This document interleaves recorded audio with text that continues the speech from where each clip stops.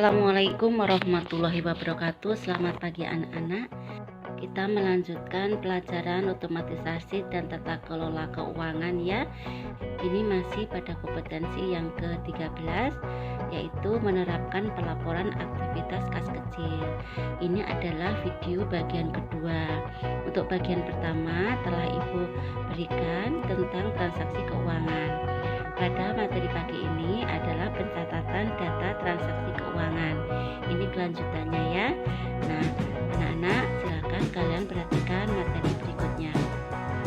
Pengertian pencatatan transaksi adalah tindakan mengadakan pencatatan secara teratur dan sistematis segala transaksi keuangan dan segala akibat yang ditimbulkan oleh adanya transaksi bisnis. Kemudian kalau bukti pencatatan itu adalah bukti pencatatan suatu kejadian di dalam perusahaan. Pencatatan keuangan adalah merupakan suatu laporan yang menunjukkan posisi keuangan perusahaan di suatu waktu. Ini biasanya saat ditutup buku ya, yang terdiri dari aktiva, hutang, dan modal. Kemudian bukti transaksi ini adalah dokumen sebagai tanda bukti yang mendukung serta mengesahkan atas transaksi yang dilakukan atau tanda bukti adanya kewajiban pada pihak lain yang masih harus dilaksanakan. Misalnya, contoh-contoh bukti transaksi ini cek, diet giro, dan dokumen pengiriman uang. Dilihat juga bukti pelunasannya atau voucher. 2. Fungsi pencatatan. Fungsi pencatatan transaksi bisnis ini adalah mengetahui efek dari setiap transaksi yang dilakukan, yang mana pada setiap akhir periode akan dilaporkan dalam bentuk laporan keuangan yang nantinya akan menunjukkan efek transaksi yang telah terjadi terhadap kas perusahaan. Jadi maksudnya gini lah ya, kalau kita itu melakukan transaksi itu berarti baik keluar uang maupun mendapatkan pemasukan uang atau penerimaan uang. Nah itu pasti akan mempengaruhi terhadap keuangan perusahaan. Maka ini harus dilaporkan setiap akhir periode. Nah biasanya akan diketahui berapa hartanya, berapa utangnya, dan berapa modalnya. Ketiga, peralatan dan perlengkapan yang dibutuhkan. Satu, formulir buku dan pensil. Dua, alat tulis. Ini bisa berupa kertas, pensil, pulpen, penghapus, dan penulis. Bisa juga berupa mesin tulis ya, ketik,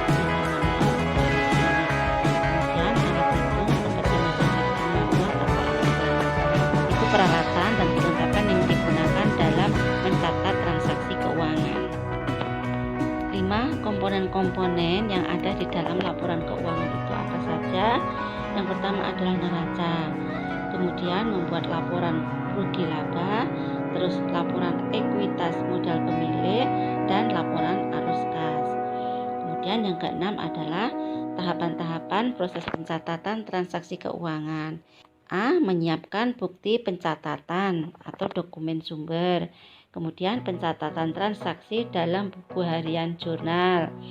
Kemudian melakukan posting ke dalam buku besar. Siklus akuntansi dimulai dari adanya suatu transaksi dan kejadian yang harus dicatat. Jadi ini maksudnya adalah tahapan-tahapan kalau kita mau melakukan pencatatan transaksi keuangan itu ya. Bukti-buktinya harus ditulis dulu. Kemudian mencatat transaksi dalam buku jurnal. Yang ketiga ini adalah memposting atau memindahkan transaksi tersebut ke dalam buku besar. 7. Tujuan-tujuan pencatatan transaksi keuangan. Apa sih tujuan pencatatan transaksi keuangan?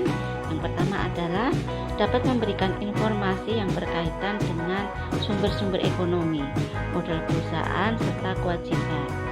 Yang kedua, memberikan informasi secara mendetail mengenai perubahan pada sumber ekonomi akibat adanya aktivitas usaha yang dilakukan untuk mendapat keuntungan. Kemudian yang ketiga, mengungkapkan informasi yang berkaitan dengan laporan keuangan perusahaan yang relevan kepada pengguna laporan. Yang keempat, memberikan informasi keuangan yang dapat membantu perusahaan untuk memperkirakan potensi perusahaan untuk mendapatkan keuntungan ke depannya. Jadi ini adalah informasi itu ditujukan kepada perusahaan, sehingga perusahaan akan memperkirakan kemampuan perusahaan untuk mendapatkan keuntungan di masa yang akan datang. Itu maksudnya ya. 8. Fungsi transaksi menurut sumbernya. 1. Bukti intern adalah bukti transaksi keuangan yang dibuat oleh pihak di dalam perusahaan dan untuk internal perusahaan.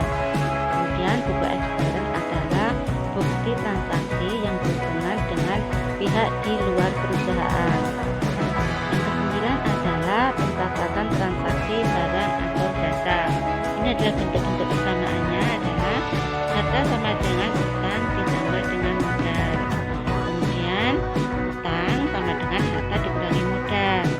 Modal sama dengan harta dikurangi utang.